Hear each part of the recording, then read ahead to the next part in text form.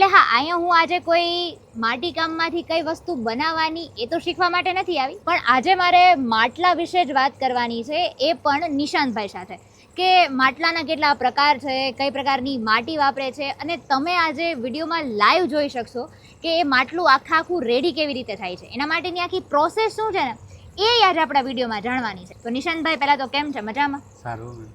હવે રાજકોટના પ્લેટફોર્મ પર તમારું સ્વાગત છે.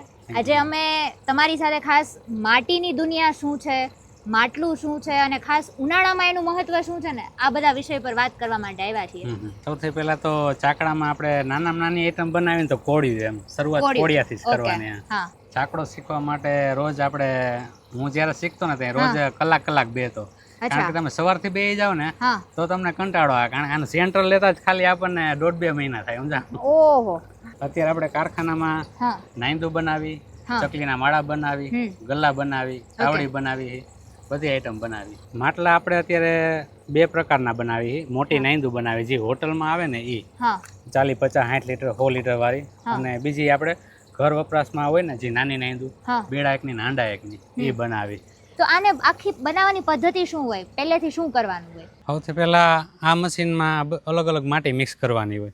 2 મિક્સ નક્કી એમાં હોય કે 10 સાલી આવડા નાખવાના, 2 સાલી ઓલા નાખવાના. ઓકે. એનું જે પ્રમાણ હોય એ પ્રમાણે નાખવાનું. પછી એ પ્રોસેસ થઈ, જેમાં ઝારી દેખાય ને એમાંથી કાંકરા નો નીકળી શકે. ઓકે. કાંકરા બધા અંદર જ પડ્યા રહે, ખાલી માટી નીકળી અને નીચેની કુંડીમાં વહી જાય. ઓકે.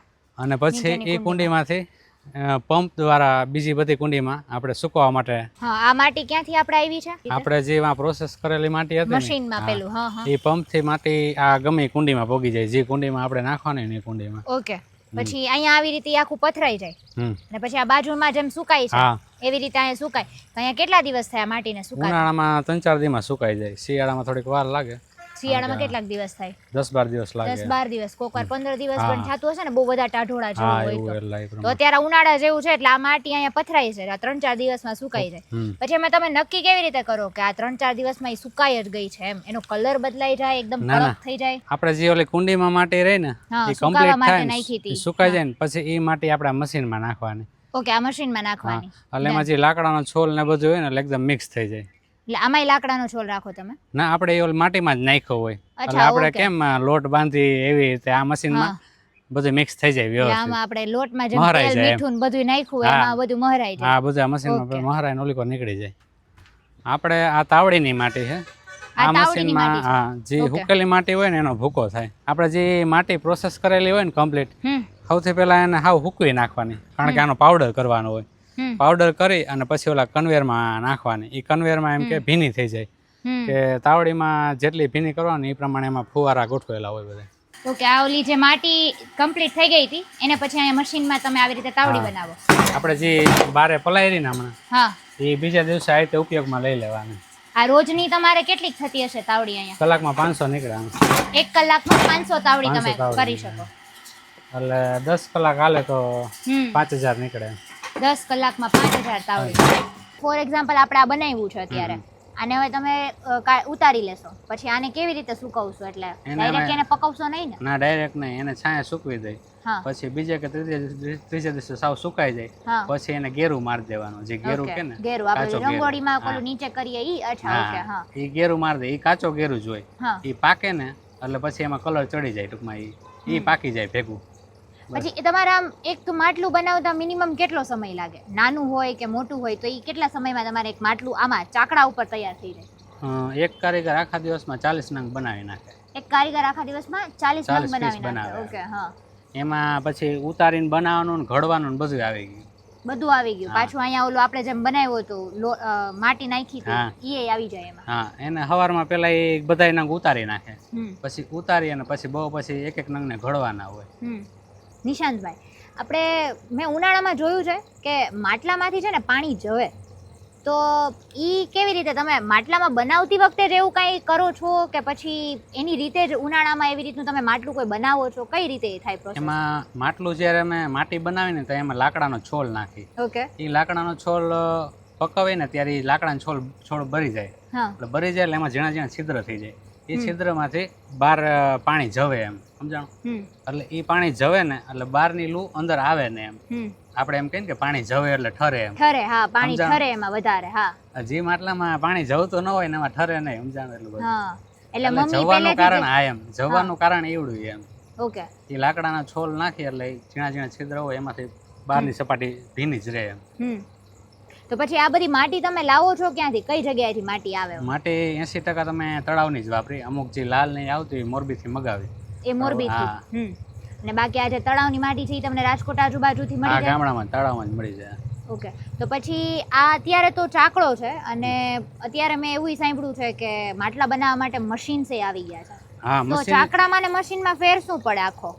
મશીન એટલે આપણે જે આ ઘડતરની નાઈંદુ બનાવી ને એ બધી હાથથી બનાવેલી. ઓકે, તમે થાન સાઈડ જાઓ ત્યાં મોટા મોટા કારખાના ત્યાં બધા મોલમાં બનાવે, ત્યાંની માટી સ્પેશિયલ મોલ માટેની હોય એમ કે તમે જો તો ફેન્સી નાઈંદુ આવે ને એ માટીની જ હોય. હા, પણ એ ત્યાં એ લોકો મોલ ઉપર જ બનાવે, મોલમાં રાબડું નાખ દે અંદર અને પછી એને કંઈક ટાઈમ હોય 1-2 કલાક પછી કોલ નાખો એટલે તમે એ શેપનું માટલું બની જાય. આમાં તો ખાલી લાલ માટી નહીં, ક્યાંક મેં જોયું છે સફેદ માટી એ હોય છે, તો ઈ બે અલગ અલગ થઈ જાય? સફેદ માટી, લાલ માટી? માટીના તો અલગ અલગ પ્રકાર હોય. આપણે અહીંયા રાજકોટમાં અલગ માટીથી બને, પછી અમદાવાદની માટી પાછી અલગ હોય. તો એના કોઈ નામ હોય અલગ અલગ માટીના? હા, અમારા અહીંની માટી આવે એને આપણે પણો કહી, તાંબડ કહી. ઓકે, થાનની માટી આવે એ સ્ટોનવેર આવે જે એ વ્હાઈટ આવે. ઓકે, અમદાવાદમાં પાછી અલગ માટી આવે. હા, અને બધાય અમદાવાદનો ઘાટ અલગ હોય, રાજકોટનો ઘાટ અલગ હોય. અચ્છા, એવું છે? થાનમાં તમે જાઓ, થાનમાં નકરા ફેન્સી માટલા જ બનાવે. અચ્છા, હા. તો પછી ઈ ઘાટનો કોઈ નામ હોય? આપણે રાજકોટના ઘાટનું કઈ નામ છે કે આપણે એને કઈ એવી રીતે કહીએ એમ? આપણે વધારે ત્યાં દેશી માટલા જ બનાવે. દેશી માટલા જ? ઓકે, જૂના જે બનતા હોય ઈ એવી રીતે. તો અત્યારે છે ને બધે એમ. અચ્છા, ઈ બાજુના પટ્ટામાં એવી રીતે બને. પણ અત્યારે મેં છે ને આર્ટિફિશિયલ માટલાનું વધારે ચલણ જોયું છે કે જે આમ કે ને આ કેમ પ્યોર માટીના માટલા છે એવા બહુ આમ અમુક એવા પ્લાસ્ટિક જેવા આર્ટિફિશિયલી ઘણા એવા હોય છે. આ આપણા સ્વાસ્થ્ય માટે કેવું આ માટલું? હા, જે દેશી જેવું તો ન જ થાય ને એમ. ભલે બીજી બધી નાઈંદો ને એમાં આવે પાણી ઠરતું જ હોય, એ માટીની જ હોય. પણ અત્યારે વધારે દેશીનું વધારે. તો પછી આ માટલું આપણા સ્વાસ્થ્ય માટે કેટલું ફાયદાકારક છે? આપણે ફ્રીજ કરતાં તો સારું જ કહેવાય ને, કારણ કે આ વસ્તુ આપણે ઓરિજિનલ કહેવાય ને.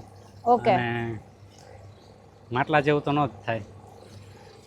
ખરેખર આજે એમ થાય છે કે જે માટલામાં આટલા દિવસથી આપણે આટલા વર્ષોથી પાણી પીએ છીએ ને આજે એક એનો અનુભવ મળે છે કે કેવી રીતે બને.